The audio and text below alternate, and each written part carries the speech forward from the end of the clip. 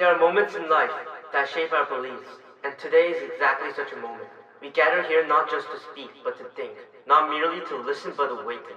Standing here, I carry sincere thoughts and firm beliefs to share with every distinguished guest who strives to live in an honest world where newborn liberty and glory is bestowed equally to everyone. History, a formal mutual agreement, is defined as the recorded collective past of humanities, events, societies, and civilizations. The past incidents shaping present reality. However, father of Western philosophy, Plato, interpreted history in a much realistic way. History is particularly occurred events in the imperfect, changing, contradictory world. His invented concept has brilliant and outlandish ideas. Therefore, we continue to refine and amend these ideas to fit in our modern world. But among all of them, his saying for history encompasses an evident truth. World is imperfect. Thus, like we always did, we scrutinize our past to improve. There is one difference between savage beasts and humans. We reflect. We reflect on our past experiences to continue the future. Reflecting conveys significant quality to us. Nevertheless, worldwide appears to conceal annals and cover their eyes. Having taught history for 20 years at university, this frosted poison has become a shame to academics. Such idea is notably illustrated in European colonialism. The legacy of European colonialism, it continues to reform global images, obscuring the actual impact it gave to other countries. In United Kingdom, school curricula have often celebrated the expansion of British Empire without fully addressing famines or exploitation in specific countries such as India and US. France emphasized the colonial history of Algeria as civilizing mission in public education and political discussion in conferences, even though they invaded Algeria for their protest of freedom in 1962, which led them into a war.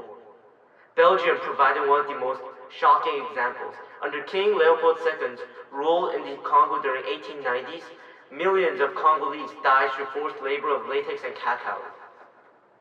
Mercenaries and local enforcers amputated laborers' hands and feet if they didn't meet the quota. The bloodshed of innocent civilians in Congo with chopped limbs has led to flourishment of Belgian rubber and chocolate industry. People should vividly imagine living a life without limbs. We can't even eat, hold cutlery, type, write, or walk. We can't even scratch our back. All those small little things in our lifestyle. However, the federal government still praised King Leopold II by conferring a title called Builder King, father of Belgium's landmark constructions. These issues aren't just taking place in Europe. Korea, homeland where I was born, is still suffering with national integrity due to political interest of North Korea. After 35 years of colonialism under Japan, by Imperial Japan's surrender, Korea retrieved its lands and sovereignty. Nonetheless, just after a quinquennium, Korea got separated due to different ideology. North Korea invaded South Korea at 3 a.m. June 25, 1950, Sunday without declaration, to unite the ideology into communism. This was a violence of international law.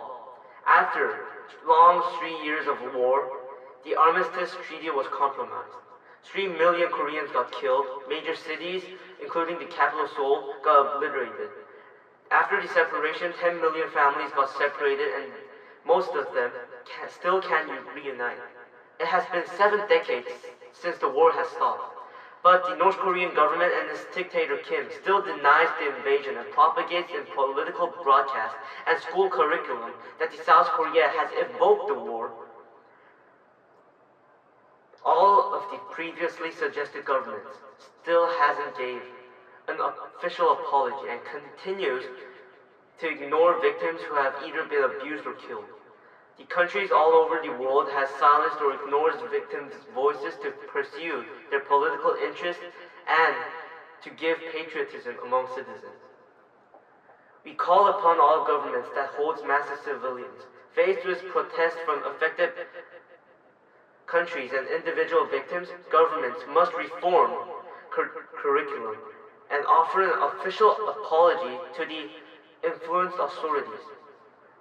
For everyone, especially young students that are learning history, Knowing history, a disclosed history, is essential to shaping their identity and understanding the world around them. Therefore, I hold a vision. I envision a future where innocent students won't get brainwashed by the hypocritical political authorities, as their parents hope. As a historian, I wish students can learn a lesson, a valuable, priceless lesson that creates a purpose for their lives by looking back at the past occurred mistakes and wisdom. As Kongzi, Confucius, whose ideas became the groundwork of ancient civilization, said, the key to maintaining society is through social relationships that can be correctly teachable and can be improved both individually and through proper interactions with the community. Therefore, I believe history should include marginalized voices. I believe history should honestly examine injustice and unethnicity for individuals and intellectuals who devoted their lives on academics to properly record. I believe history should be hammer-pounded rather than providing an immediate dime, a profit to the country's vault. I believe students deserve a complete understanding of past occurrences. So, for ones whose voices were silenced, for ones whom despondently got hypnotized by political authorities, for ones whom were walking on thin ice to properly record and educate, for everyone, by the demands I've just declared, let's make a vintage, regardless of mistakes or wisdom, a vintage beyond mere valuation, beyond forgery or imitation that stands out to every nation and every generation without boundaries or barriers. Then in the end, truths people take will be equal to the truths people make. All we need is authenticity. Authenticity is all we need. Thank you.